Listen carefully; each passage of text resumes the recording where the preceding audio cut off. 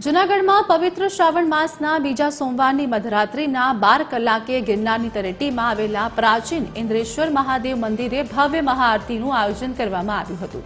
આ વર્ષો જૂની પરંપરા મુજબ યોજાયેલી આરતીમાં મોટી સંખ્યામાં શ્રદ્ધાળુઓ ઉમટી પડ્યા હતા। શહેર ભાજપ પ્રમુખ ગૌરવ રૂપારેલિયા સહિતના આગેવાનો ઉપસ્થિત રહ્યા હતા। આ પ્રસંગે સમગ્ર જિલ્લામાં સારો વરસાદ થાય, પીવાના પાણીની તંગી ન સર્જાય અને ખેડૂતોને પિયત માટે પૂરતું પાણી મળી રહે તેવી વિશેષ પ્રાર્થના કરવામાં આવી હતી।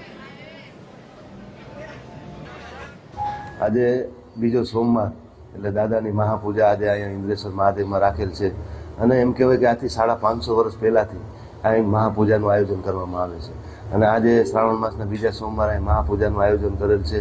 અત્યારે ભાવિક ભક્તો અહીંયા ફૂલ બીલીપત્ર ભાવથી ચડાવી રહ્યા છે અને આખો શ્રાવણ માસ દરમિયાન અમારે 4 સોમવાર રાત્રે 12 વાગે મહાઆરતી થાય અને એમ કહેવાય કે આખું જૂનાગઢમાંથી અને ભારતભરમાંથી અહીં લોકો આવે છે અને મહાપૂજાના દર્શન કરે છે। આ વખતે સિઝનમાં ખૂબ જ જરૂરિયાત હોય।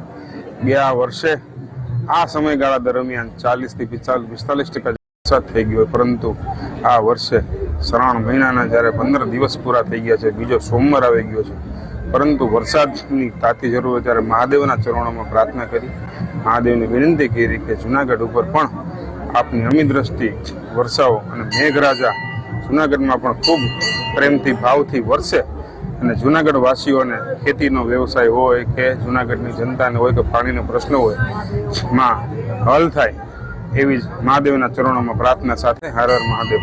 અહીં ઇન્દ્રેશ્વર મહાદેવ મંદિરે આજે દર્શન કરવા આવેલા છીએ।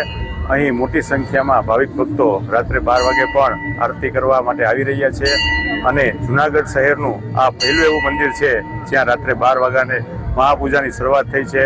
આપ જોઈ શકો છો અહીં મોટી સંખ્યામાં ભાવિક ભક્તો આવી રહ્યા છે અને શિવજીને યાદ કરી રહ્યા છે।